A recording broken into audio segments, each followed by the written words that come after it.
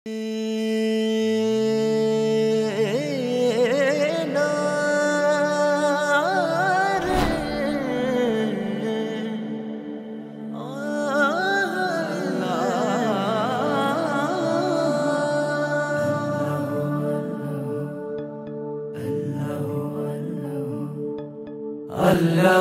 আল্লাহু তুমি জাল্লে জালালুহু, শেষ করা তো যায় না গে তোমার গুণগান। আল্লাহু আল্লাহু তুমি মাটির আদমকে প্রথম সৃষ্টি করিয়া। কুয়েটের সম্মানিত শিক্ষার্থীবৃন্দের উদ্যোগে আয়োজিত আজকের এই সিরাত সেমিনারের সম্মানিত সভাপতি, সর্বোচ্চ অভিভাবক মাননীয় ভিসি মহোদয়, আমার উস্তাজে মোহতারাম, আমার অত্যন্ত শ্রদ্ধার শিক্ষকবৃন্দ যারা খুলনা দারুল উলুমের বিভিন্ন দায়িত্বে নিয়োজিত আছেন, বিশেষ করে খুলনা দারুল উলুমের মহাপরিচালক মহোদয়, সেই সাথে উপস্থিত আছেন আকিজ গ্রুপের সম্মানিত চেয়ারম্যান এবং আদ্দিন মেডিকেল কলেজ হসপিটালের প্রতিষ্ঠাতা এবং কর্ণধার জনাব আলহাজ ডাক্তার মহিউদ্দিন হাফিজাহুল্লাহ সহ আরও অন্যান্য আমার প্রাণপ্রিয় শিক্ষার্থী ভাই এবং বন্ধুগণ। আমরা বেশিরভাগ মুসলমান, আমরা মুসলিম বাই চান্স, জন্মের সূত্রে মুসলমান, বাবা মা মুসলমান, সেই হিসাবে আমরা মুসলমান। যে ইসলাম আমার অনন্তকালের সুখ কিংবা দুঃখের ফয়সালা করবে, যে ইসলামের ভিত্তিতে আমার জান্নাত কিংবা জাহান্নামের সিদ্ধান্ত হবে, সেই ইসলাম সম্পর্কে একটু সময় নিয়ে পড়াশোনা করবার মতো সুযোগ আমাদের অনেকেরই হয়নি। বিজ্ঞান মানুষের জীবনমানকে অনেক সহজ করেছে, উন্নত করেছে, অনেক কিছু দিয়েছে। বিজ্ঞানের এই পৃথিবীতে আপনারা সবাই সায়েন্সের ছাত্র। বস্তুবাদের জোয়ারের এই জয় জয়কার যখন চলছে গোটা বিশ্বে, নীতি নৈতিকতা বা আদর্শ মানুষের জীবনে যখন খুবই গুরুত্বহীন একটি বিষয়, এই সময়টাতে আমাদের কাছে জাগতিক জীবনের সৌন্দর্য, জাগতিক জীবন কতটা সহজ হলো, এই বিষয়টা অনেক গুরুত্বপূর্ণ। এবং সেই কারণে মুহাম্মদ সাল্লাল্লাহু আলাইহি ওয়াসাল্লাম পৃথিবীতে বিজ্ঞানের কোন থিওরি আবিষ্কার করে গেছেন, মানুষের জীবনমান উন্নয়ন করার ক্ষেত্রে তার কি ভূমিকা ছিল, এরকম বিষয়াশয়গুলোকে আমরা উপস্থাপন করে তাকে অন্যদের সাথে আমরা তুলনা বা কম্পেয়ার করার চেষ্টা করি। অথচ মুহাম্মদ সাল্লাল্লাহু আলাইহি ওয়াসাল্লাম বিশ্ববাসীকে যা দিয়ে গেছেন, তার অনুসারীরা মুসলিম শাসকগণ, সোনালী যুগের স্বর্ণ মানবগণ, বিশেষ করে খোলাফা রাশেদা সহ তৎপরবর্তী যে মহান ব্যক্তিত্বগণ ছিলেন, তারা বিশ্বকে কি দিয়ে গেছে সেটার মূল্য কতখানি, এটা কোনো সংক্ষিপ্ত সময়ের বক্তব্য দিয়ে আসলে অনুধাবন করা সম্ভব নয়। আমি একটি বই রেকমেন্ড করতে চাই, যদি আপনাদের হাতে সময় থাকে। ভারতবর্ষের একজন বড় মনীষী ছিলেন, একজন বড় ইসলামিক স্কলার ছিলেন, ভারতের লখনৌর নদওয়াতুল উলামার সৈয়দ আবুল হাসান আলী আন-নাদবী রাহিমাহুল্লাহ, যিনি পশ্চিমের বড় বড় বিশ্ববিদ্যালয়গুলোতে একজন আলেম এবং ইতিহাসের ছাত্র হয়েও অতিথি লেকচারার হিসাবে বিভিন্ন সময় লেকচার দিতেন। মুসলিম বিশ্বের নোবেল খ্যাত বাদশাহ ফয়সাল অ্যাওয়ার্ড পাওয়া ভারতবর্ষের কয়েকজন ক্ষণজন্মা মনীষীদের একজন ছিলেন। তাঁর লেখা একটা বই মাযা খাসিরাল আলামু বিইনহিতাতিল মুসলিমিন, বইটি তিনি আরবিতে লিখেছেন। এই বইয়ের ভূমিকা তিনি লিখেছেন যে এই বই যখন আমি আরবি ভাষায় লিখি, তখনও পর্যন্ত আমি কোনো অ্যারাবিয়ানের সাথে আমার সাক্ষাৎ হয়নি এবং কোনো আরব দেশে অন্য কোনো কাজে তো বটেই, এমনকি হজ বা ওমরা করার যাওয়ার সুযোগও আমার হয়নি। তার বয়স ছিল সম্ভবত তখন 17 কি 18। এই বয়সে তিনি যে বই লিখেছেন মাযা খাসিরাল আলামু বিইনহিতাতিল মুসলিমিন আরবিতে, সেই বই নাই। মিডল ইস্টের এমন কোনো সমৃদ্ধ লাইব্রেরি একটিও খুঁজে পাওয়া দুঃসাধ্য হবে। আমি 10-10টি বছর মিডল ইস্টে কাটিয়েছি। মিডল ইস্টের যে সমস্ত ভাইয়েরা সেখানে পড়াশোনা করছেন বা মধ্যপ্রাচ্যের বিভিন্ন বিশ্ববিদ্যালয়গুলো, বিভিন্ন শিক্ষা প্রতিষ্ঠানগুলো, বিভিন্ন লাইব্রেরি সম্পর্কে ন্যূনতম ধারণা রাখেন, এমন যে কেউ বলতে পারবেন। সংক্ষেপে তাকে আলিমিয়া নদবী বলা হয়। আলিমিয়া নদবীর এই বইটি নেই, এরকম কোনো লাইব্রেরি সেখানে খুঁজে পাওয়া কঠিন হবে। খোদ সৌদি আরবের একাধিক মিনিস্ট্রি সরকারি খরচে, আরও বহু আগের কথা বলেছি, প্রতিযোগিতা করে ওয়াজারাতুস সাকাফাত ওয়াল ইলাম, সংস্কৃতি বিষয়ক মন্ত্রণালয়, ওয়াজারাতুশ শুউনুল ইসলামিয়া, ধর্ম বিষয়ক মন্ত্রণালয়, ইসলামিক অ্যাফেয়ার্স বিষয়ক মন্ত্রণালয়, একাধিক মিনিস্ট্রি প্রতিযোগিতা করে তার এই বই লক্ষ লক্ষ কপি প্রিন্ট করে বিতরণ করেছে। এটি অতীতের কথা বলছি আমি, বর্তমানের কথা নয়। সৈয়দ আবুল হাসান আলী নদভী রহমতুল্লাহ আলাই তার এই বইয়ে প্রমাণ করেছেন পৃথিবীর চালকের আসনে যখন মুসলমানরা ছিল তখন পৃথিবী কি পেয়েছে, আর আজ পৃথিবীর চালকের আসনে মুসলমানরা নেই তাতে পৃথিবী কি হারিয়েছে। এটাই হলো তার আলোচনার টপিক এই বইয়ের। এই বইটি বাংলা অনুবাদ হয়েছে, ইসলামী ফাউন্ডেশন থেকে অনুবাদ করা হয়েছে। আবু সাইদ মোহাম্মদ ওমর আলী ইসলামী ফাউন্ডেশন একজন পরিচালক ছিলেন, এ অঞ্চলেরই মানুষ, চুয়াডাঙ্গার মানুষ, তিনি অনুবাদ করেছেন। মাওলানা আবু তাহের মেজবাহ অনুবাদ করেছেন, আরও একাধিক মানুষ অনুবাদ করেছেন। এই বইটি বাংলা অনুবাদ হয়ে গেছে, ইংলিশে বিভিন্ন ভাষায় আছে।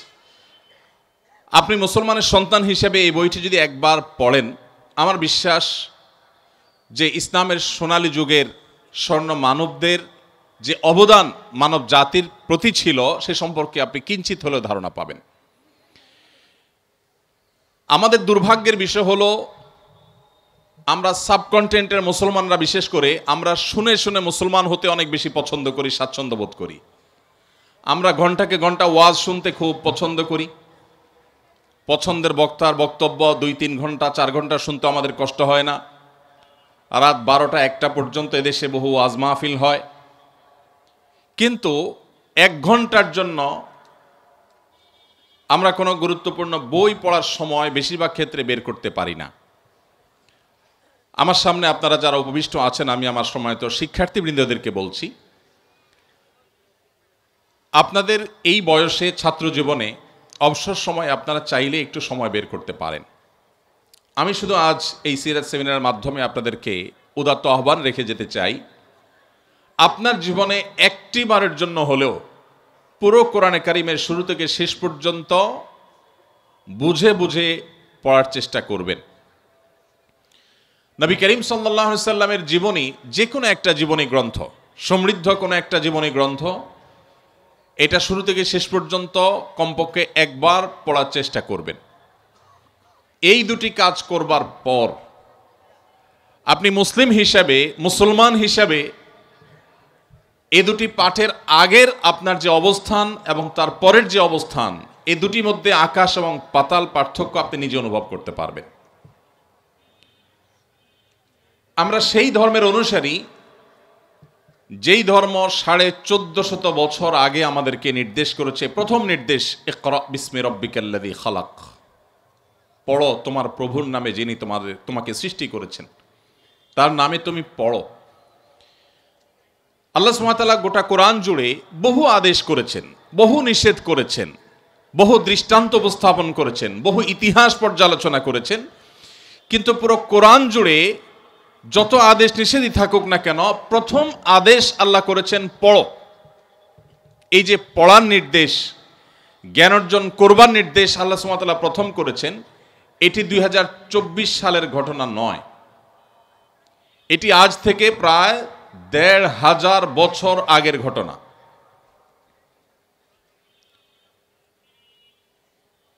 দেড় হাজার বছর আগের পৃথিবী যদি আমরা একটু কল্পনা করি, তাহলে আমাদের স্মৃতিপটে কি ভাসতে পারে? আমরা আমাদের দেশের প্রেক্ষাপটে যদি বলি, সময়ত শিক্ষকবৃন্দ বা যারা সিনিয়র আছেন, 40 বা 50+ যাদের এইজ হয়ে গেছে, তারা বলতে পারবেন যে আমাদের এই দেশেও 20-30 বছর আগেও গ্রামাঞ্চলে অনেক মানুষ ছিল, ছেলে মেয়েদেরকে বলতো এত পড়ালেখা করে কি হবে, খেতে যায় কাজ করো। এখন এমন একটা সময় এসেছে, একজন খেটে খাওয়া দিনমজুর ভাই তিনিও তার ছেলে মেয়েকে জ্ঞান অর্জন করাবার, পড়ালেখা করাবার গুরুত্ব তিনি বুঝেন। এই যদি হয় 20-30 বা 40 বছর আগের বাংলাদেশের কথা, তাহলে 1500 বছর আগের পৃথিবীর অবস্থা কেমন ছিল? সেই সমাজের বুকের উপর দাঁড়িয়ে মুহাম্মদ সাল্লাল্লাহু আলাইহি সাল্লাম উচ্চারণ করেছিলেন প্রথম নির্দেশ আল্লাহর পক্ষ থেকে পাওয়া ওয়াহি, ইকরা বিসমি রব্বিকাল্লাযী খালাক। আজ পৃথিবীর এই চাকচিক্য দেখে যে সমস্ত মুসলিম ভাইয়েরা আমার ইসলাম নিয়ে হীনম্মন্যতায় ভুগছেন, যাদের মধ্যে এই সংশয় কাজ করছে যে আসলে আমরা মুসলমানরা পৃথিবীর জন্য কি করলাম। ইউরোপিয়ানরা আমাদেরকে সব দিয়েছে, পশ্চিমারা আমাদেরকে জীবনমানকে উন্নত করেছে, তাদের গবেষণা, তাদের থিওরি, তাদের জ্ঞান বিজ্ঞান, তাদের টেকনোলজি, তাদের শিল্প, এসব কিছু দ্বারা আমরা উপকৃত হচ্ছি। অ্যাজ এ মুসলিম আমার পূর্বপুরুষরা পৃথিবীকে কি দিয়ে গেছে, এটা নিয়ে দীর্ঘ আলোচনা করবার সুযোগ নেই। আমি শুধুমাত্র রেকমেন্ড করলাম, যদি সুযোগ থাকে, মুসলমানদের পতনে বিশ্ব কি হারালো বইটির অনুবাদ, আর আরবি নাম, মূল বইয়ের নাম হলো মাজা খাসির আল আলো বিন হায়াতাতুল মুসলিমিন। বিভিন্ন ভাষায় অনুবাদ হয়েছে, বাংলায় একাধিক পণ্ডিত ব্যক্তি অনুবাদ করেছেন। তো এই বইটি আপনি পড়লে আপনার এই প্রশ্নের উত্তর পেয়ে যাবেন। মুহাম্মদ সাল্লাল্লাহু আলাইহি সাল্লাম তিনি পৃথিবীকে কি দিয়ে গেছেন?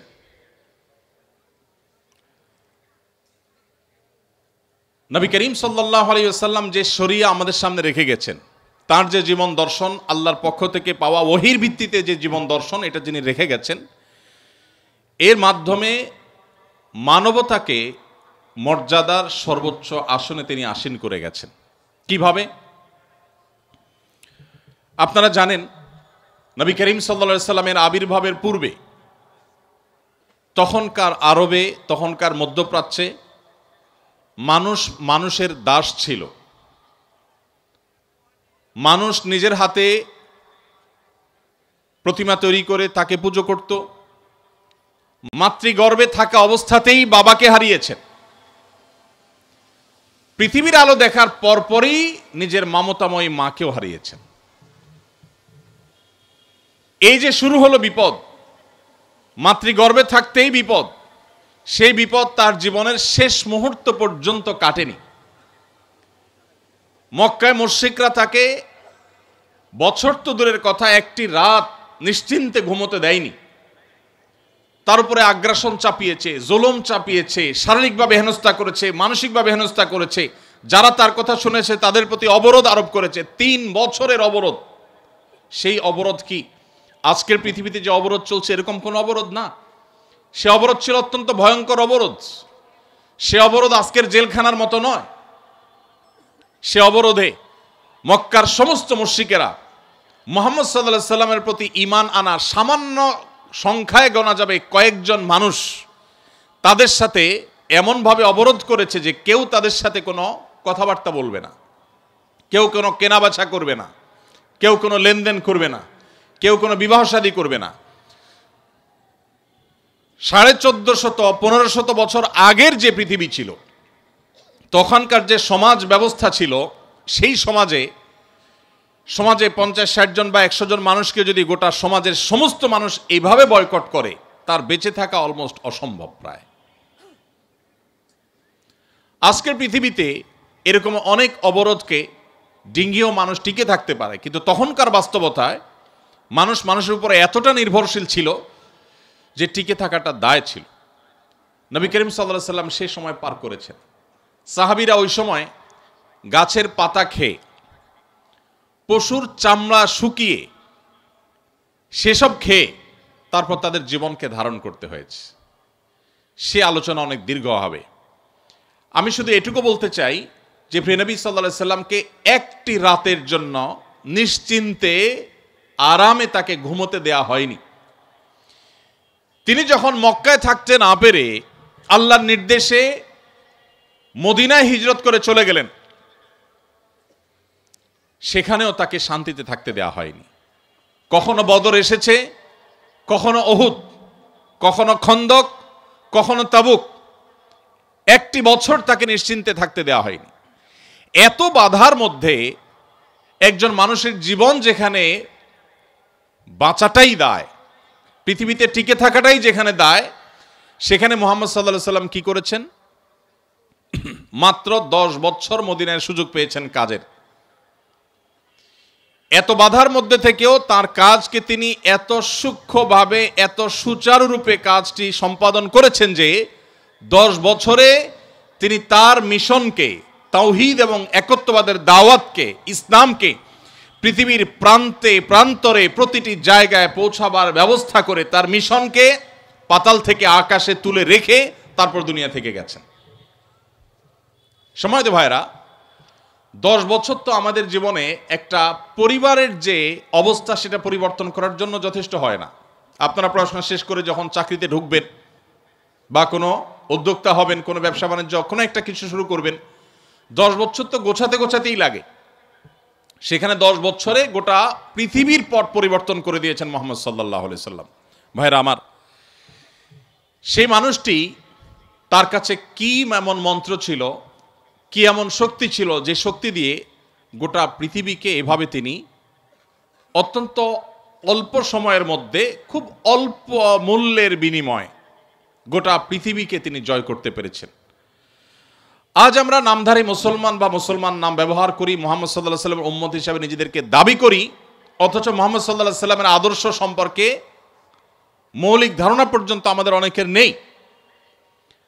আমরা হয়তো মুসলমান হিসাবে ইসলামের সেই সুমহান আদর্শ, তার মূল্য, তার মর্যাদা, তার মাহাত্ম্য এটা পৃথিবীতে তুলে ধরতে পারছি না, কিন্তু মুহাম্মদ সাল্লাল্লাহু আলাইহি সাল্লাম খুব অল্প সময়ে সেটা অত্যন্ত সুচারুরূপে সম্পাদন করেছেন। তার যে অবদানগুলো ছিল, তার যে শরিয়া, সেই শরিয়ার সবচেয়ে সুন্দর দিকটা হলো যে তিনি মানুষকে আল্লাহ রাব্বুল আলামিনের দাসত্বের প্রতি আহ্বান করেছেন। মানুষ শুধু গোলামি করবে কার? আল্লাহর। আল্লাহ ছাড়া অন্য কারোর যদি কেউ গোলামি করে, দাসত্ব করে, এটাকে মানবতার জন্য সবচেয়ে বড় অপমান হিসাবে উল্লেখ করা হয়েছে। এখন আপনি বলবেন যে আমরা যারা মুসলমান তারা তো আল্লাহর গোলামি করি, আমাদের একটা জায়গায় খুঁটি বাঁধা আছে, হালাল হারাম মেনে চলতে হয়, আল্লাহর আদেশের মেনে চলতে হয়, এটা করা যাবে না, ওইটা ধরা যাবে না, ওইটা বলা যাবে না, হাজারটা বাইন্ডিংস আছে। কিন্তু আমরা আমাদের যে সমস্ত বন্ধুদেরকে দেখি তারা মুক্তমনা, পশ্চিমা পৃথিবীর যে সমস্ত মানুষজনকে দেখি তারা কোনো ধর্মীয় বাইন্ডিংসের মধ্যে নাই, তারা তো আমাদের চাইতে আরো বেশি স্বাধীন। আমরা কোনো সৃষ্টির দাসত্ব করি না, শুধু আল্লাহর দাসত্ব করি। তারা তো আল্লাহরও দাসত্ব করে না, সৃষ্টিরও করে না, তাহলে তো আমাদের চাইতে আরো বেশি তারা স্বাধীন হয়ে গেল। আসলে কি তাই? নবী করিম সাল্লাল্লাহু আলাইহি সাল্লামের বিভিন্ন হাদিস যদি আপনি পাঠ করেন, আপনি দেখবেন তিনি মানুষকে দুই ভাগে ভাগ করেছেন। এক শ্রেণী মানুষ আল্লাহর দাসত্ব করে, আরেক শ্রেণী মানুষ নিজের প্রবৃত্তির দাসত্ব করে। পৃথিবীতে দাস ছাড়া কেউ নেই, সবাই দাসত্ব করে। কিছু মানুষ নিজের সৃষ্টিকর্তার দাসত্ব করে, আর কিছু মানুষ নিজের অজান্তে নিজের নফস বা প্রবৃত্তির দাসত্ব করে। যিনি বলছেন আমি আল্লাহ তাআলার আনুগত্য কেন, কারোর কথা শুনি না, আমার মনে যা চায় তা করি, তিনি তার মনের গোলামি করেন এবং তার মন তাকে যখন যেদিকে যখন ঘুরায় তখন সে সেদিকে ঘুরে। আল্লাহ রাব্বুল আলামিনের গোলামি যারা করেন তাদের এই দাসত্ব, এটা তাদের মনে কখনো সংকীর্ণতা তৈরি করে না। সাধারণত দাসত্ব তো অনেক বড় কথা, কেউ কারোর অধীনে থাকতে মানুষ খুব বেশি স্বাচ্ছন্দ্য বোধ করে না। সৃষ্টিগতভাবে মানুষ চায় যে নিজের মতো চলতে, কারোর খবরদারি, কারোর কর্তৃত্বের অধীনে থাকা মানুষের কাছে কখনোই ভালো লাগে না। কিন্তু আল্লাহ রাব্বুল আলামিনের দাসত্ব,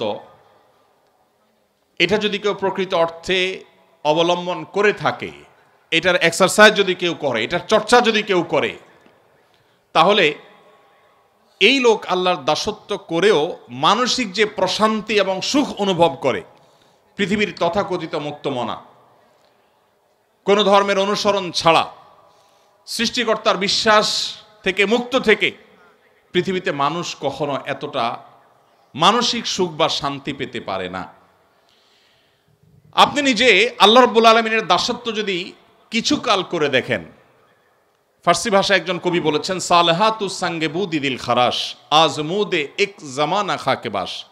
বহুকাল তো আপনি পাথর হয়েছিলেন, মনে যা চেয়েছে তা করে বহুকাল বেরিয়েছেন, কিছু কালের জন্য পরীক্ষা করে হলেও একটু মাটি হয়ে দেখুন, আল্লাহ সুবহানাহু ওয়া তাআলার গোলামি এবং দাসত্বকে অবলম্বন করে দেখুন।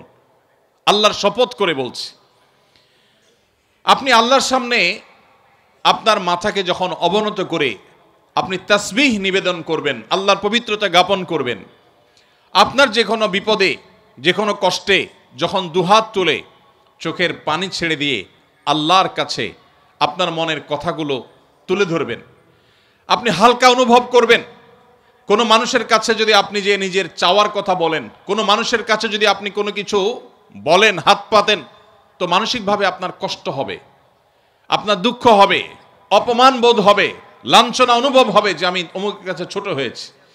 কিন্তু আপনি আপনার সৃষ্টিকর্তাকে যদি কখনো সেজদা নিবেদন করে থাকেন, আপনি যদি কখনো আল্লাহর শানে সেজদা দিয়ে তার পবিত্রতা জ্ঞাপন করেন, পুরো অস্তিত্বকে যদি আপনি বিলীন করে দিয়ে থাকেন, আপনার এই জীবনে সবচেয়ে সুখে কাটা মুহূর্তগুলোর মধ্যে একটি অনুভব করবেন সেই পবিত্র সিজদাকে। ভাইরা আমার, এখানে অলৌকিক, অদৃশ্য এবং অবর্ণনীয় এক সুখ আল্লাহ সুবহানাহু ওয়া তাআলা রেখেছেন শুধু আল্লাহর গোলামি এবং দাসত্বের মধ্যে, যেটা মানুষ খেয়াল খুশি মতো চলে তার জীবনে কখনো অর্জন করতে পারে না। পৃথিবীর যে সমস্ত দেশে বা যে সমস্ত অঞ্চলের মানুষ নিজেদেরকে অনেক বেশি স্বাধীন মনে করে, আল্লাহ সুবহানাহু ওয়া তাআলার দাসত্বের শৃঙ্খল থেকে যারা তাদেরকে মুক্ত মনে করেন, সেই মানুষগুলোর এনভায়রনমেন্ট, তাদের পরিবেশ, তাদের প্রকৃতি আমাদের চাইতে অনেক সুন্দর। আপনারা যারা গিয়েছেন তারা বলতে পারবেন। ইউরোপের সে সমস্ত দেশগুলো, পশ্চিমা পৃথিবীর সে সমস্ত জায়গাগুলো মনে হবে ছবির মতো। গোটা দেশ লেক আর রং বেরঙের গাছে পরিপূর্ণ, মনে হবে যে সে জান্নাতের যে বিবরণ শুনেছি দুনিয়াতে তার একটা নমুনা, যেন এত চমৎকার প্রকৃতি। অর্থনৈতিকভাবে সে রাষ্ট্র, সে সমাজ এতটা বলিষ্ঠ যে তাদের অভাব বলতে কিচ্ছু নেই। তাদের অবকাঠামো এত সুন্দর, এত চমৎকার যে কোনো রাস্তাঘাট, কোনো কালভার্ট, কোনো বিল্ডিং, কোনো স্থাপনা, কোনো জায়গায় আপনি ত্রুটি খুঁজে পাবেন না, খুঁত খুঁজে পাবেন না। যেদিকে চোখ যাবে শুধু নিখুঁত আর নিখুঁত দেখতে পাবেন। এত ডিসিপ্লিন, এত শৃঙ্খলা, মুগ্ধ হওয়ার মতো সব কিছু সেখানে আছে। এবং প্রতি বছর একবার করে বিশ্বের সুখী দেশের তালিকা হয়, সে তালিকায় তারা শীর্ষে থাকে। 1, 2, 3, 4, 5, 6 সব তাদের দখলে থাকে, সবচেয়ে সুখী দেশ। ইন্টারেস্টিং বিষয় হলো, সবচেয়ে সুন্দর অবকাঠামো, সবচেয়ে সুন্দর প্রকৃতি, সবচাইতে অর্থনৈতিকভাবে বলিষ্ঠ দেশ, অপরাধ প্রবণতার সবচেয়ে কম, সবচেয়ে ডিসিপ্লিন এবং সুশৃঙ্খলার দেশ, এমনকি সুখী দেশের তালিকায় শীর্ষে থাকা দেশগুলো, সেগুলোতে আপনি যদি খোঁজ খবর নেন, একটু গুগল করে দেখেন, আপনি দেখবেন আত্মহত্যার প্রবণতা পৃথিবীর সবচাইতে বেশি। অথচ আফ্রিকাতে আপনি মুসলিমদের দেখবেন মাসকে মাস খাবার পাচ্ছে না। তাদের দেশের মাটির নিচে থাকা খনিজ সম্পদ পৃথিবীর মোড়ল দেশগুলো লুণ্ঠন করছে শান্তি রক্ষার নামে, যেটা ওপেন সিক্রেট, আপনারা সবাই জানেন।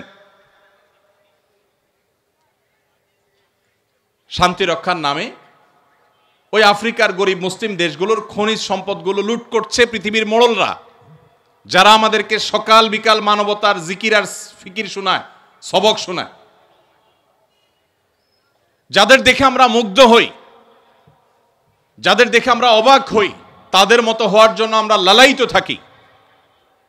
সেই ভদ্রবেশী মানুষগুলো আফ্রিকার ওই সমস্ত দেশগুলোকে লুটে পুটে খাচ্ছে, যেটা ওপেন সিক্রেট, আজকের পৃথিবীতে জানে না এমন মানুষ পাওয়া কঠিন।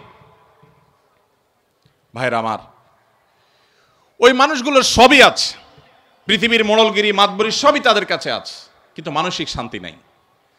আফ্রিকার ওই গরিব অঞ্চলের মুসলমানদেরকে আপনি দেখবেন মানসিকভাবে তারা অনেক বেশি শান্তিতে আছে, তাদের মধ্যে আত্মহত্যার প্রবণতা অনেক কম। এমনকি আমাদের মতো এরকম গরিব দেশ, যে দেশটির হাজারটা সমালোচনা করার দিক পাবেন আপনি, অথচ আমাদের এই প্রিয় স্বদেশেও আপনি তাদের মতো আত্মহত্যার প্রবণতা দেখবেন না।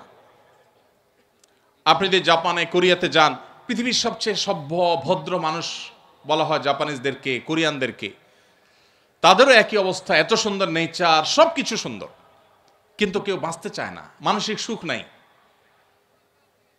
তাদের জীবন তারা কতটা উপভোগ করতে পারছেন, এটা নিয়ে আপনি যদি একটু উন্মুক্ত মনে স্টাডি করেন, আপনার কাছে দিন আলো মতো পরিষ্কার হয়ে যাবে। মুহাম্মদ সাল্লাল্লাহু আলাইহি সাল্লাম যে কাজটি করেছেন, সেটি হলো পৃথিবীর মানুষকে আল্লাহর গোলামি এবং দাসত্বের পথে এনে রেখে গেছেন। আর আল্লাহর দাসত্ব করা মানুষ আর কারোর দাসত্ব করে না। তার চাইতে স্বাধীন আর কেউ হয় না, তার চাইতে শান্তিতে আর কেউ থাকে না, তার চাইতে মানসিক সুখ আর কেউ লাভ করে না।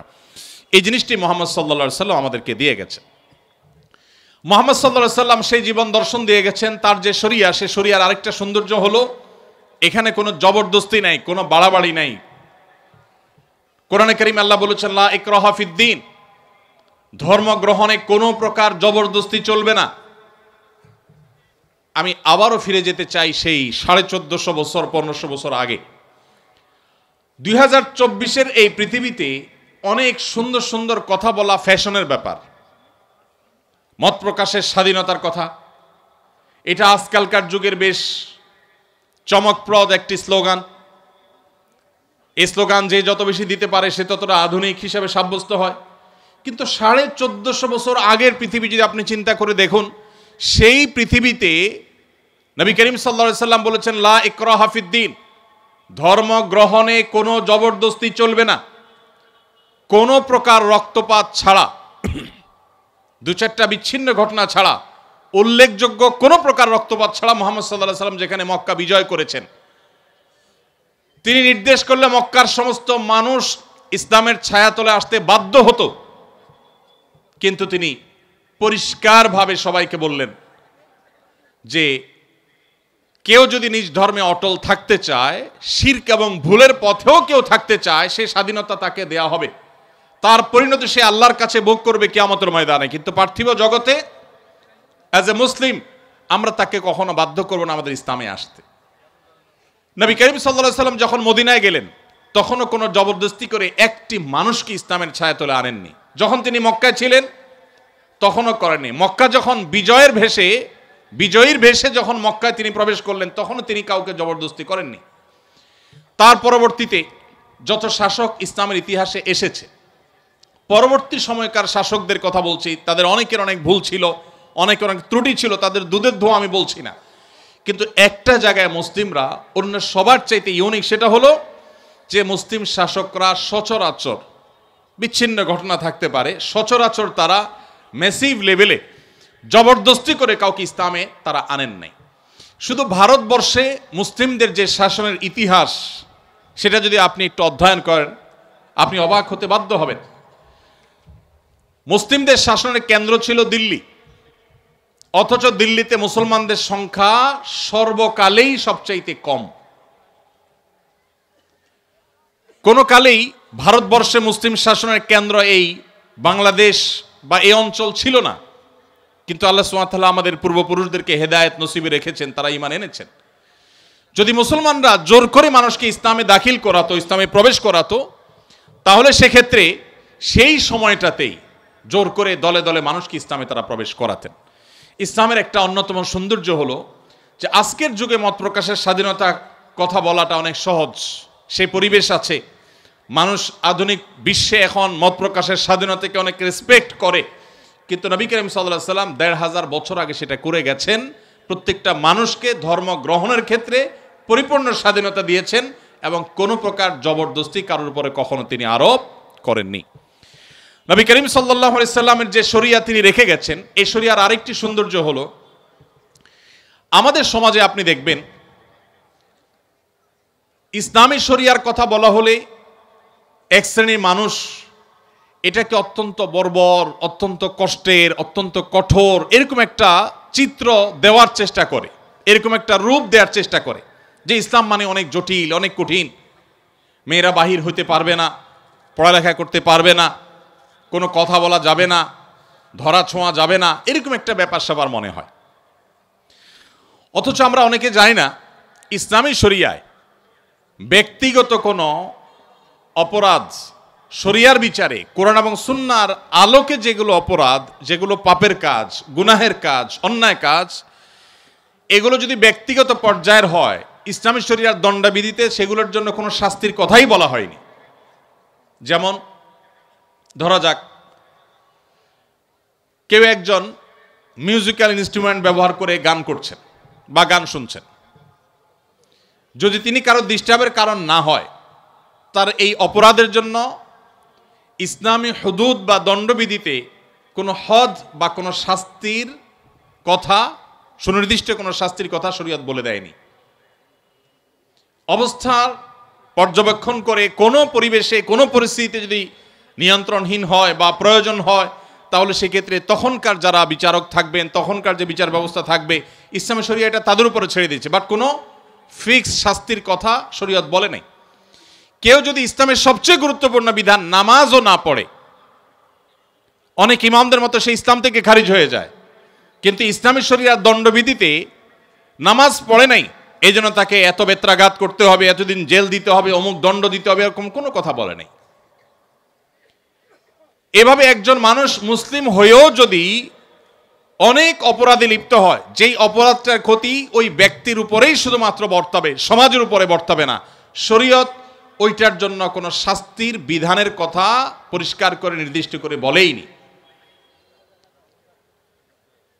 এর বিপরীতে যদি এমন কোন অপরাধ কেউ করে যেই অপরাধটা সমাজকে ক্ষতিগ্রস্ত করতে পারে, কেউ চুরি করলো, কেউ ডাকাতি করলো, ছিনতাই করলো, ধর্ষণ করলো, এমন কোন অপরাধ করলো যেই অপরাধের প্রবণতা সমাজে বৃদ্ধি হয়ে সমাজকে রুগ্ন করে দিতে পারে, সেটার ব্যাপারে ইসলাম কঠোর শাস্তির কথা বলেছে।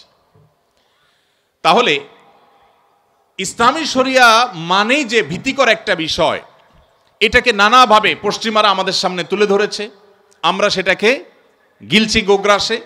আমাদের দেশের এক শ্রেণীর মিডিয়া ইসলামকে, ইসলামী শরিয়াকে আসামের কাঠগড়ায় রেখে এমনভাবে আমাদের সামনে চিত্রায়িত করেছে মনে হয় ইসলামী শরিয়া মানে বিরাট ভয়ঙ্কর কিছু। অথচ এখানে ব্যক্তিগতভাবে আপনি ইসলাম লঙ্ঘন করলেও ইসলাম তার জন্য কোনো ইসলামের দণ্ডবিধিতে কোনো দণ্ডের, সুনির্দিষ্ট দণ্ডের কথা বলে না, কোনো হদের কথা বলেনি। একটি সমাজে মানুষ স্বাধীনতা যতটুকু ভোগ করার সুযোগ পেতে পারে তার সবটুকুন ইসলাম রেখেছে। যখনই মানুষের কোনো স্বাধীনতা সমাজকে ক্ষতিগ্রস্ত করবে, অন্যদের মধ্যে সেটা প্রভাবিত হবে, তখন ইসলাম সেখানে ইন্টারফেয়ার করেছে এবং সেখানে দণ্ডবিধির কথা বলেছে। মুহাম্মদ সাল্লাল্লাহু আলাইহি সাল্লাম যে শরীয়ত আমাদেরকে দিয়ে গেছেন, এই শরীয়ত এতটা অগ্রসর, আজ পৃথিবী শিল্প বিপ্লবের পর নানাভাবে পৃথিবীর পরিবেশকে নষ্ট করেছে। পশ্চিমাদের কাছে এখন সবচাইতে মুখরোচক স্লোগানের নাম হলো পরিবেশ রক্ষা। পৃথিবীর সবচেয়ে বেশি বাজেট আজকের পৃথিবীতে পরিবেশের জন্য। পশ্চিমা দেশগুলোতে গেলে আপনি দেখবেন রাস্তার ধারে ধারে তারা সাইকেল চালানোর জন্য আলাদা লেন করে রেখেছে, বিশাল বড় লেন করে, লেন খালি ফেলে রেখেছে। কেন? মানুষ গাড়ি ছেড়ে যেন সাইকেল ধরে, যেন পরিবেশ একটু রক্ষা পায়। পরিবেশ রক্ষার জন্য এখন বহু চিৎকার চেঁচামাচি, বহু আহাজারি, বহু কান্নাকাটি আপনি শুনতে পাচ্ছেন। আর এই সময়টাতে বৃক্ষরোপণ করা, পরিবেশের ভারসাম্য রক্ষা করার জন্য নানান ওয়াজ, নসিহত, লেকচার, সেমিনার, সিম্পোজিয়াম, বক্তব্য, গবেষণা আপনি দেখতে পাচ্ছেন। এটা কখন পৃথিবীর মানুষ আঁচ করেছে? যখন পৃথিবী অপরিকল্পিত তথাকথিত আধুনিকায়নের নামে পৃথিবীর তার স্বকীয়তা হারিয়েছে।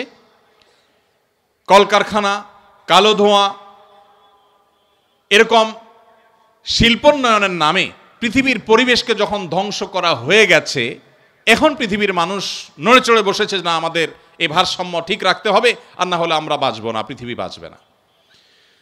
মুহাম্মদ সাল্লাল্লাহু আলাইহি সাল্লাম যে শরীয়ত দিয়ে গেছেন, সেই শরীয়তে পরিবেশের ভারসাম্য রক্ষায়, পরিবেশকে সুরক্ষিত রাখবার জন্য বৃক্ষরোপণ থেকে নিয়ে যে সমস্ত কর্মসূচির কথা বলেছেন, সেটি ওই সেই 1450 বছর আগে বলেছেন, যখন শিল্প বিপ্লব হয়নি, যখন পৃথিবী দূষিত হয়নি, যখন বায়ু দূষিত হয়নি, যখন পরিবেশ নষ্ট হয়নি, তখন তিনি বলেছেন, তোমাদের হাতে যদি, কারোর হাতে যদি গাছের কোনো চারা থাকে, আর এদিকে সে দেখতে পায় ইসরাফিল সিংহা ফুৎকার দিয়ে পৃথিবীর এই জগৎকে, সৃষ্টি জগৎকে শেষ করে ফেলবে, মহাপ্রলয় আসছে, এটা যদি কেউ দেখতে পায়, আর তার হাতে থাকা গাছের চারাটা তিনি রোপণ করতে যাচ্ছিলেন, এই মুহূর্তে দেখতে পায় মহাপ্রলয় হয়ে সব ধ্বংস হয়ে যাবে, এই চারা তো থাকবার কথা নয়, এই রকম পরিস্থিতিতেও যেন তিনি গাছ রোপণ করতে দ্বিধা না করেন, ওই সময়ও যেন সে তার হাতে থাকা গাছের চারাটাকে রোপণ করে দেয়।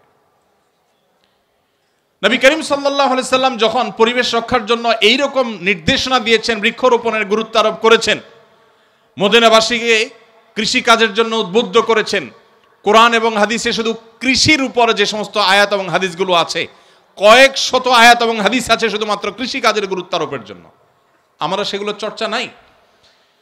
তখন পৃথিবীর আজকের মতো এরকম পরিবেশের ভারসাম্য হারায়নি, তখন পৃথিবীকে এভাবে নষ্ট করা হয়নি, পৃথিবীর পরিবেশ খারাপ হয়নি। সেই সময় নবী করিম সাল্লাল্লাহু আলাইহি সাল্লাম যে সলিউশন দিয়ে গেছেন, এখন বিশ্ববাসী সেটার গুরুত্ব অনুভব করছে। ভাইরা আমার, পৃথিবীর সকল সভ্যতায় মানুষ হত্যা করা অপরাধ। সকল সভ্যতায়, সকল সমাজে মানুষ হত্যা করাকে অপরাধ মনে করা হয়। মুহাম্মদ সাল্লাল্লাহু আলাইহি সাল্লাম যে শরীয়ত দিয়েছেন সেখানে মানুষ হত্যা করা তো বটেই, কোনো মানুষকে হত্যার জন্য অথবা হত্যার উদ্দেশ্য ছাড়া দুষ্টমি করেও যদি কেউ ভয় দেখায়, অনেক সময় বন্ধু বান্ধব একে অন্যকে দুষ্টমি করে ছুরি ধরেন, ভয় দেখান, কোনো অস্ত্র দিয়ে ভয় দেখান, নবী করিম সাল্লাল্লাহু আলাইহি সাল্লাম কঠোরভাবে সেটাও করতে নিষেধ করেছেন। কারণ সব মানুষের হার্ট একরকম হবে না, অনেক দুর্বল চিত্তের মানুষ আছে, অনেকে সেখান থেকে অসুস্থ হতে পারে, অনেকে দুর্ঘটনার শিকার হতে পারে।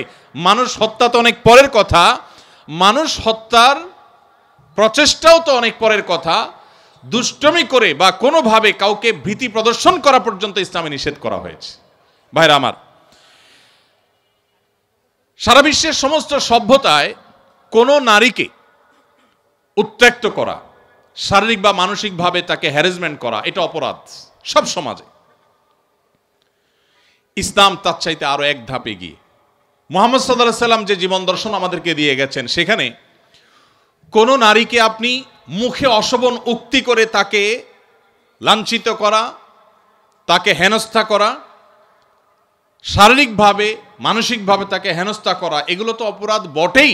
ইসলাম আরো এক ধাপ এগিয়ে বলছে, কোন নারীর সৌন্দর্য অবলোকন করে মনে মনে তুমি যদি তাকে রেপ করো, মনে মনে যদি তাকে নিয়ে তুমি বাজে নোংরা চিন্তা করো, জঘন্য কল্পনা করো, ধর্ষণ করো, তাহলে সেটাও অপরাধের খাতায় গণ্য হবে। পৃথিবী যেটাকে অপরাধ মনে করে না, একজন নারী তার সৌন্দর্য দেখে মনে মনে আপনি বাজে চিন্তা করলেন, মনে মনে খারাপ চিন্তা করলেন, আপনি কল্পনা এবং জল্পনার জগতে আপনি তাকে ধর্ষণ করলেন। আপনার সেই কল্পনাগুলোকে যদি আপনি মুখের ভাষায় প্রকাশ করেন, পৃথিবীর কোনো নারী সেটাকে স্বাভাবিকভাবে নিবে না। যত উদারতার কথা বলেন, কোনো অমুসলিম নারীও এটাকে কখনো স্বাভাবিকভাবে নিবে না। আপনি যেটা মনের কল্পনার জগতে তাকে নিয়ে ভাবছেন, সে নোংরা কথাটা যদি মুখে প্রকাশ করেন, আপনাকে সুযোগ পেলে সে জুতাপিটা করবে। তার সেই অধিকার, এই যে মনে মনেও কেউ তাকে নিয়ে বাজে চিন্তা করতে পারবে না, এটা পৃথিবীর কোন সভ্যতা সংরক্ষণ করে নাই, ইসলাম সংরক্ষণ করেছে। কিভাবে ইসলাম সংরক্ষণ করেছে? পরিষ্কারভাবে নবী সাল্লাল্লাহু আলাইহি সাল্লামের হাদিস রয়েছে, জিনাল আইনি আন-নাযর, কোন নারীর প্রতি লোলুপ দৃষ্টিতে তাকিয়ে জঘন্য চিন্তা করলে তুমি, এই তোমার দৃষ্টিটাও একটা ব্যভিচার হিসাবে তোমার অ্যাকাউন্টে লেখা হবে, তোমার অপরাধ হিসাবে গণ্য হবে, কিয়ামতের ময়দানে শাস্তি তোমাকে পেতে হবে। কেন? একজন নারীকে তুমি শারীরিকভাবে হেনস্থা করো নাই, মানসিকভাবে হেনস্থা করো নাই, কিন্তু তোমার দৃষ্টি দিয়ে তাকিয়ে মনে মনে তাকে নিয়ে জল্পনা কল্পনা করে এই মনোজগতে তাকে তুমি রেপ করেছো, এই জন্য তোমার আল্লাহর কাছে জবাবদিহি করতে হবে, কিয়ামতের ময়দানে শাস্তির মুখোমুখি হইতে হবে। এটাকে অপরাধ হিসাবে গণ্য করেছে। পৃথিবীর কোন সভ্যতা যেটাকে অপরাধ হিসাবে গণ্য করেনি। ভাইরা আমার, বিচার বহির্ভূত হত্যা পৃথিবীর সকল সভ্যতায় খারাপ কাজ। সব সমাজ এটাকে খারাপ মনে করে যে বিচার বহির্ভূত হত্যা করা যাবে না, যে কোনো মানুষের বিচার পাওয়ার অধিকার আছে।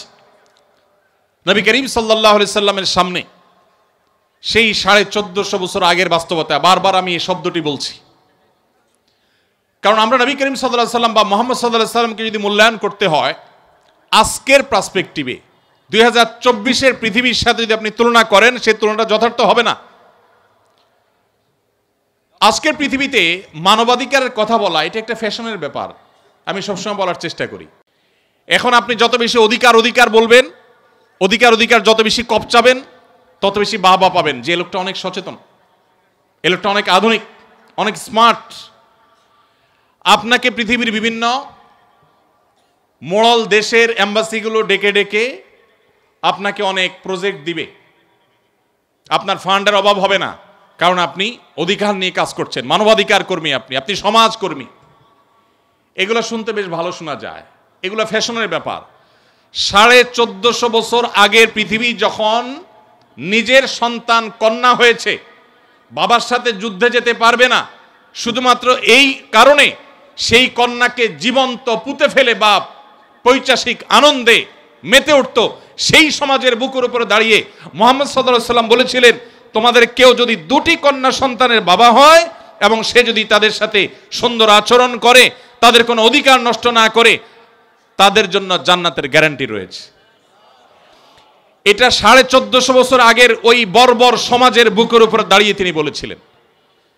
যে আরাবিয়ানরা তাদের বাইরের মানুষকে, অন্য ভাষার মানুষকে মানুষ মনে করতে 10 বার ভাবত, সেই সমাজের মানুষের বুকের উপরে দাঁড়িয়ে ঐতিহাসিক বিদায় হজের ভাষণে তিনি বলেছিলেন, আলা লা ফাদলা লি আরাবিয়্যিন আলা আজমি ওয়ালা লি আজমিয়্যিন আলা আরবি। মনে রাখবে, কোন আরাবিয়ানের কোনো শ্রেষ্ঠত্ব নাই কোন আরাবিয়ানের উপরে। একজন কালো রঙের আফ্রিকান মানুষের কোনো প্রকার তার উপরে কোন আরাবিয়ান সাদা চামড়ার মানুষের কোনো মর্যাদা নেই। মর্যাদা হবে মানুষের তাকওয়ার ভিত্তিতে, মানুষের মানসিকতার ভিত্তিতে, কর্মের ভিত্তিতে।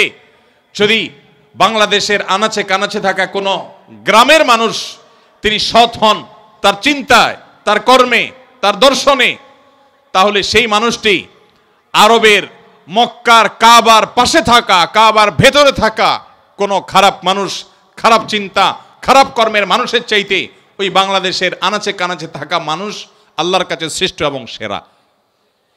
ইসলাম সেই কথা বলেছে।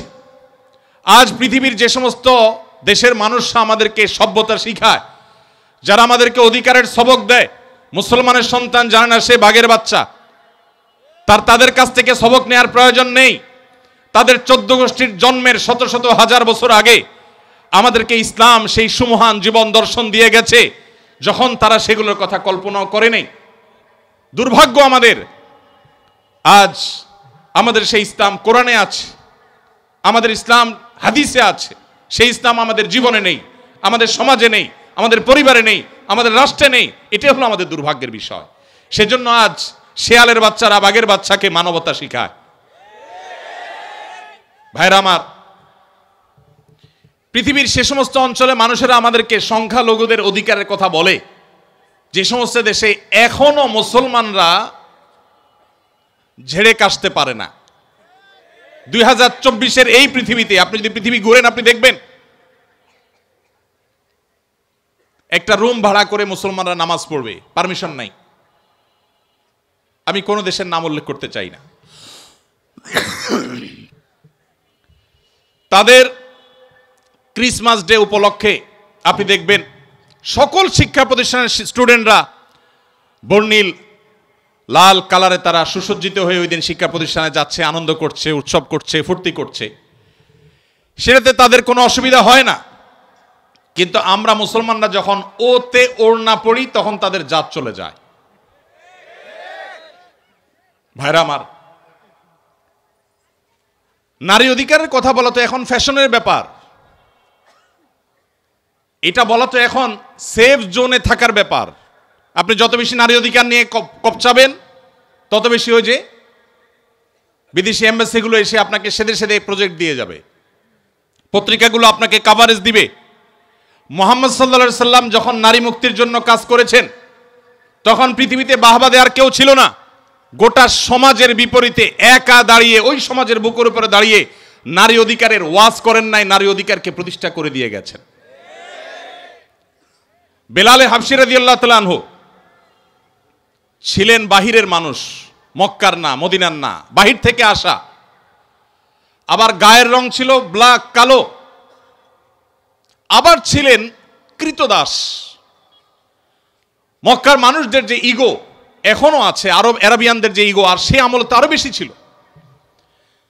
তাদের সে যে ইগোর কারণে একাধারে একটা মানুষ বহিরাগত, আরেক দেশের মানুষ, ভিনদেশী, আবার তার গায়ের রং ভিন্ন, ব্ল্যাক, আবার তিনি কৃতদাস ছিলেন।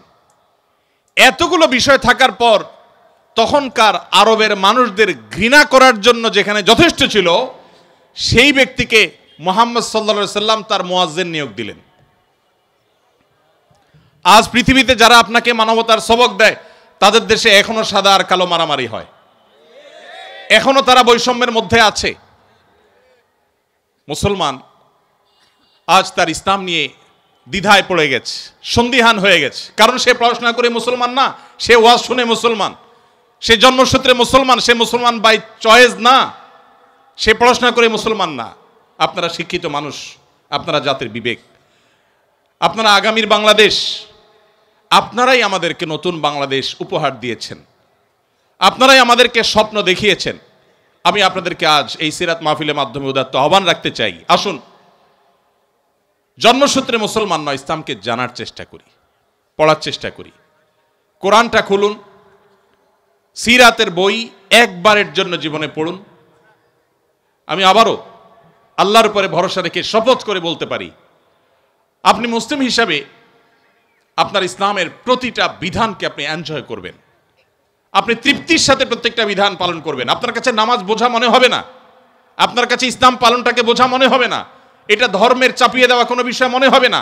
এটা আপনার জীবনের সবচেয়ে প্রয়োজনীয় পার্ট আপনার মনে হবে যদি আপনি ইসলামটাকে বোঝার চেষ্টা করেন। আল্লাহ তাআলা আমাদের সবাইকে সেই তৌফিক দান করুন। সমাজে ভাইরা আমার, ইসলামী শরিয়ার সৌন্দর্য নিয়ে আমি বলেছি যে এটা নিয়ে আলোচনা আসলে 2, 4, 5, 7 ঘন্টার বিষয় না, এটা নিয়ে আমাদেরকে স্টাডি করতে হবে, পড়াশোনা করতে হবে। আমি শুধুমাত্র নমুনা স্বরূপ কয়েকটা কথা বললাম যে নবী করিম সাল্লাল্লাহু আলাইহি সাল্লাম আমাদেরকে কি দিয়ে গেছেন। আমি বলছিলাম বিচার বহির্ভূত হত্যার কথা। বিচার বহির্ভূত হত্যা বা বিচার বহির্ভূতভাবে আইনকে হাতে তুলে নেওয়া, মানুষকে বিচারহীনভাবে কাউকে অন্যায়ভাবে কারোর উপর আঘাত করা, সব সমাজ এটাকে খারাপ মনে করা হয়। ইসলাম তার চাইতে আরো এক ধাপ এগিয়ে। কিভাবে? আপনি কোনো মানুষকে বিচারে প্রমাণিত হওয়ার আগে দোষী সাব্যস্ত করে শাস্তি দেওয়া তো পরের কথা। ইসলাম বলে ইজতানিবু কাসীরাম মিনায-যন্ন ইন্না বা'দায-যন্নি ইসম। কোনো মানুষ তার ব্যাপারে চুরির অভিযোগ উঠেছে, সেটা প্রমাণিত হওয়ার আগ পর্যন্ত তাকে মনে মনে চোর হিসাবে যে ধারণা করা, এই যে মনে মনে তার সম্পর্কে কুধারণা করা, ইসলামে সেটাও অপরাধ, হারাম। পৃথিবীর কোনো সভ্যতা এটা পাবেন না। সকল সভ্যতা বলবে বিচারে দোষী প্রমাণ হওয়ার আগে কোনো শাস্তি নয়, এটুকু বলবে। ইসলাম তার চাইতে আরো এক ধাপ এগিয়ে। ইসলাম বলে দোষী সাব্যস্ত করে শাস্তি দেওয়া তো যাবেই না বটে, সেই সাথে এমনকি ওই লোকটাকে মনে মনে চোর হিসাবে, মনে মনে খারাপ হিসাবে, ওই সংশ্লিষ্ট অভিযোগে অভিযুক্ত হিসাবে মনে মনে যদি আপনি তাকে নিয়ে কল্পনা করেন, তাকে যদি খারাপ মনে করেন, কুধারণা আপনার ভিতরে তার ব্যাপারে জন্মায়, তাহলে এটা আলাদা একটা অপরাধ হবে। কারণ আপনি মনে মনে তাকে তাচ্ছিল্য করলেন, অপরাধী মনে করেছেন, এটা এক প্রকারের অপরাধ যদি তার অপরাধটা প্রমাণ না হয়। ভাইরা আমার, গর্ব করার জন্য আপনার ইসলামই যথেষ্ট। ইসলাম বিশ্ববাসীকে মানুষ হতে শিখিয়েছে, মানুষকে সবার দাসত্ব বাদ দিয়ে আল্লাহর দাসত্ব, তাওহীদের কথা শিখিয়েছে। ইসলাম আমাদেরকে একটি সভ্য সমাজ, একটা সভ্য পৃথিবী গড়বার জন্য যা যা দরকার তার সব কিছু বলে গেছে। পৃথিবীর সভ্যতার ধ্বজাধারীরা যারা সভ্যতার সবক আমাদেরকে দেয়, তাদের ইতিহাস যদি আপনি খুলে দেখেন, দেখবেন তারা প্রত্যেকেই নানাভাবে পৃথিবীর বিভিন্ন মানুষকে, বিভিন্ন ধর্মের, বিভিন্ন বর্ণের মানুষকে তারা টর্চার করে আজ তারা সভ্য হয়েছে। কিন্তু মুসলমান, তার গর্ব করার যথেষ্ট কারণ আছে। প্রিয় নবী মুহাম্মদ সাল্লাল্লাহু আলাইহি সাল্লাম, তাকে আল্লাহ তাআলা যে দিন দিয়েছেন, এই দিন পৃথিবীতে বিস্তার করবার জন্য আজকের সভ্যতার ভেগধারী মানুষগুলো, যাদের দ্বারা আমরা অনেক বেশি প্রভাবিত, যারা আমাদেরকে আষ্টে পৃষ্ঠে গ্রাস করে ফেলেছে, যারা আমাদের নিজস্ব সংস্কৃতি পর্যন্ত আমাদেরকে ভুলিয়ে দিচ্ছে, সে মানুষগুলো দ্বারা আমরা প্রভাবিত হয়ে গেছি, কারণ ইসলামকে আমরা ভালো করে জানি না। এই জন্য আমি আমার বক্তব্য শেষ করতে চাই এই উদাত্ত আহ্বান আবারও রেখে, আসুন ইসলামকে জানার চেষ্টা করি, ইসলামকে বোঝার চেষ্টা করি। আমরা বই পুস্তক হাতে নেই, কোরআনটা হাতে নেই, প্রিয় নবী সাল্লাল্লাহু আলাইহি সাল্লামের জীবনী গ্রন্থ হাতে নেই, আমরা হাতে নেই নবী করিম সাল্লাল্লাহু আলাইহি সাল্লামের সেই অমীয় বাণী, হাদিসে রাসূল, আমরা হাতে নেই ইসলামের ইতিহাসের বই। এগুলো আমাদের চোখ খুলে দিবে, এগুলো আমাদের সামনের সে অন্ধকার পর্দাকে দূর করে দিবে, ইসলামকে নতুন করে অনুভব করার, উপলব্ধি করার সুযোগ এনে দিবে। সেই উদাত্ত আহ্বান আপনাদের সবার কাছে আমি ব্যক্ত রাখছি। এবং দীর্ঘ সময় আপনারা কষ্ট করে আমার এই আগোছালো এলোমেলো কথা শুনেছেন, আপনারা সমাজের সবচেয়ে গুরুত্বপূর্ণ অংশ।